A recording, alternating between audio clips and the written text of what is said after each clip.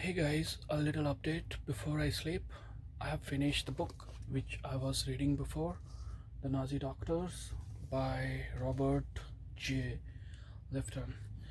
So, when I was reading this book, there were few points that I wanted to discuss, but I intentionally avoided having a discussion on those points because it's a very emotional issue for so many people, and by speaking on this topic and because of the slip of the tongue, I didn't want to hurt anyone, and rather than speaking on this topic, and I thought that I should better avoid this topic and just at the end of the book I will just talk about the Nazi doctors in general and their atrocity model and how they perpetrated their crimes.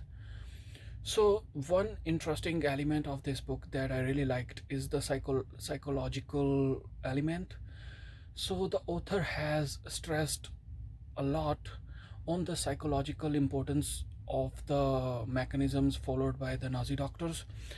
So, he in a way entered into the mind, vicariously entered into the mind of Nazi doctors and tried to understand how they could adjust themselves in the Auschwitz concentration camp atmosphere, how how they were able to kill millions of people without unsettling their moral position, without challenging their earlier or previous fundamental convictions, how it was possible for them to lay aside their previous past moral self and just to commit the crime they committed.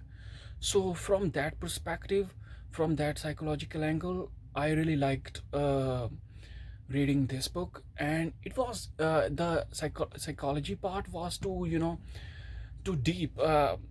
Like I really enjoyed that. I never thought that psychology would be discussed at length in this book. I thought there would be like just experimentation, different types of experiments on individuals in the concentration camps, but no, it's much more than that.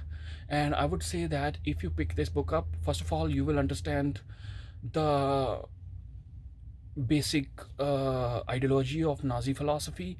You will understand the the convictions that was followed by the whole Nazi model, and also you will understand what happened during the war, what happened before the war, even what happened before the First World War. So there will be so many things that you will understand by reading this book. It's a highly recommended book.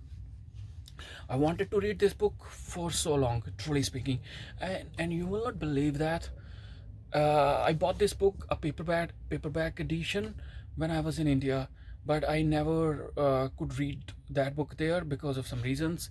And here I bought this book once again and just finished this book this time, and a wonderful read, I would say that. So one more thing that I would like to discuss is that when I was reading this book, I was very much sad, like because you can imagine that it's about Holocaust. So you can imagine that what state of mind I was in when I was reading this book. So I noticed that I was gloomy. And that's the reason that I couldn't talk about this book on my platform, and I couldn't make any video on this because it was impossible for me. It's too dark, too deep, but it is so factual. This is the strange part of strange or interesting part of uh, Holocaust, that it is always unbelievable.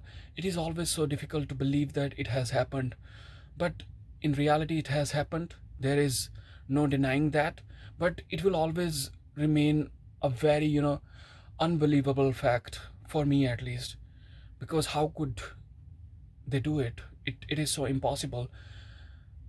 And Yeah, there are so many other things that I could discuss, especially the theory of racial superiority and racial hygiene, those disastrous concepts.